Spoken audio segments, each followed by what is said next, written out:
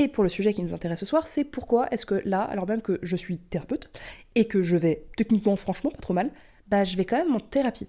C'est que premièrement, il y a des moments de ta vie où tu as besoin de pas être seul face aux grandes décisions que tu prends, face aux tournants de ta vie, face aux besoins de réflexion, de prendre du recul. Et c'est vachement pratique de faire ça avec quelqu'un.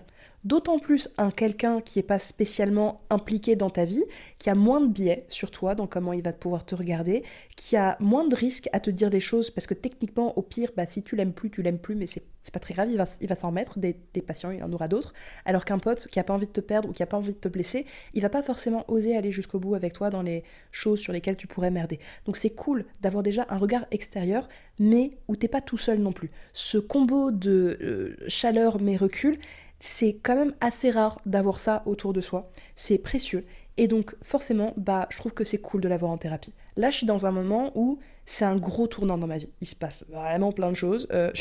Je cumule vraiment des trucs pas cool, des trucs très cool, des grands changements qui vont venir. Et forcément, bah, ça va remuer plein de merde. Plein de trucs joyeux aussi, mais je vous le dis des fois dans les vidéos, l'anxiété et l'excitation, c'est vraiment les deux revers de la même pièce. Et quand il y a beaucoup des deux comme ça, qu'on secoue très très fort, et ben ça devient difficile de gérer toute l'énergie que ça provoque.